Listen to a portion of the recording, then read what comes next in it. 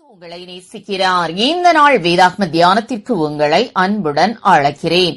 நீயும் இயேசு கிறிஸ்துவுக்கு நல்ல போர்ச்சேவகனாய் தீங்கனுபவி.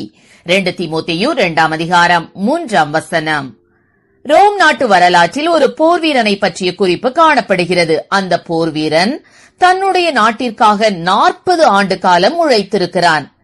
120 போர்களில் பொறுப்பேற்று போரிட்டிருக்கிறான். 45 முறை மிக மோசமான முறையில் படுகாயம் அடைந்திருக்கிறான். ரோம் நாட்டு மக்களை காப்பாற்றியதற்காக 14 நகராட்சி மன்றங்கள் அவனுக்கு தங்க பத்திரங்களை வாசித்தளித்துள்ளன. பகைவர்கள் அமைத்த அகழிகள், தடைகள் ஆகியவற்றை தகர்த்தெறிந்து பகைவர்களை முறியடித்ததால் பொன்னால் செய்யப்பட்ட 3 பீடங்களை பரிசாக பெற்றிருக்கிறான்.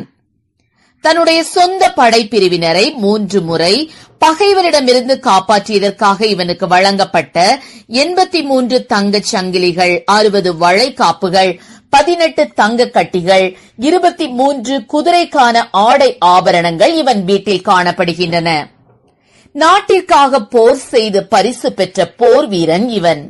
ஆம், எனக்கு அருமையானவர்களே, வேதாகமத்தில் நீயும் இயேசு கிறிஸ்துவுக்கு நல்ல போர்ச்சேவகனாய் தீங்கனுபவி என பவுல் தீமோத்தேயு என்ற வாலிபனுக்கு எழுதிய அந்த வார்த்தை அன்றைய தீமோத்தேயுவுக்கு மாத்திரம் அல்ல, இன்றும் தீமோத்தேயுக்களாக எழும்ப வேண்டிய ஒவ்வொரு வாலிபனுக்கும் உரிய வார்த்தை. இதுவரை தன் கைகளில் ஏந்திக் கொண்டிருந்த சுடர் அணைந்து விடாதபடி பல துன்பங்களை கடந்து இறுதிக்கு ஓடி வந்துவிட்ட பவுல் அந்த சுவிசேஷ சுடரை வாலிபன் என்று பாராமல் தீமோத்தேயுவின் கைகளில் தான் கையளித்தார் என்றால் தீமோத்தேயு என்ற வாலிபன் எப்படி வாழ்ந்திருப்பான் என்பதை நாம் சிந்தித்து பார்க்கலாம்.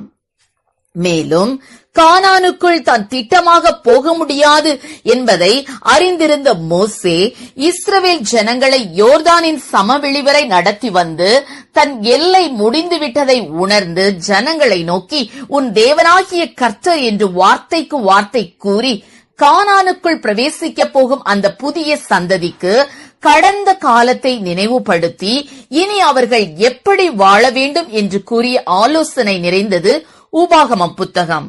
எனக்கென்ன என்று மோசே தன் பணியை முடிக்கவில்லை. தன் பணியை பல உபத்திரவங்கள், ஜனங்களின் முறுமுறுப்புகள் மத்தியிலும் செம்மையாய் முடித்து யோசுவாவிடம் பொறுப்பை கையளித்து ஜனங்களை திடப்படுத்திவிட்டு தான் மரித்தார். ஆம் பிரியமானவர்களே, நம் வாழ்க்கை எப்படி இருக்கிறது? தேவன் நம்மை நம்பி நம்மிடம் கொடுத்த சுவிசேஷ பணியை செய்து கொண்டிருக்கிறோமா? ஒரு போர்வீரன் எப்போதும் தன் பணிக்கு தன்னை முழுமையாக அர்ப்பணித்தவனாக இருப்பான். தனக்கு முன்னே சாவு இருப்பது தெரிந்தும் போரில் முன்னேறியே செல்வான். நாமும் சிலுவை சுமந்து சுவிசேஷ சுடர் அணையாமல் முன்னேறி சென்று இருளில் வாழும் ஜனங்களை கிறிஸ்துவின் ஒளி அண்டை நடத்துவோம். கர்த்தர் தாமே நம்மை ஆசீர்வதிப்பாராக. ஆமென். ஜெபம். எங்களை அதிகமாய் நேசித்து வழி நடத்துகிறீங்களா அன்பே பரலோக பிதாவே, அப்பா நீர் எங்களை நம்பி கொடுத்த கர்த்தாவே ஸ்தோத்திரப்பா. சுவிசேஷ பணி அப்பா நாங்கள் உண்மையோடு உத்தரவாதத்தோடு செய்யக்கூடிய கிருபைகளை நீர் கொடுப்பீராக ராஜா. உபத்திரவங்கள் பாடுகள் வரும்போது உம்மை விட்டு பின்வாங்கி போகாதபடிக்கு ஆண்டவரே எங்களுக்கு ஆத்தும பாரத்தை கொடுப்பீராக ராஜா. ஆண்டவரே கடமைக்காக அல்ல ஆண்டவரே அப்பா ஸ்தோத்திர ஆண்டவரே, பிரபலமாவதற்காக அல்ல, பணத்திற்காக அல்ல, இழிவான ஆதாயத்திற்காக அல்ல ஆண்டவரே அப்பா. எங்களுக்குள்ள உண்மையான ஆத்தும பாரத்தை கொடுத்து அப்பா ஜெபத்திலே கர்த்தாவே ஆண்டவருடைய ஊழியத்தை உண்மையும் உத்தவமாய் செய்து முடிக்கக்கூடிய கிருபைகளை எங்களுக்கு கொடுப்பீராக. ஆசீர்வதியும். இயேசுவின் நாமத்திலே ஜெபிக்கிறோம் நல்ல பிதாவே. ஆமென்.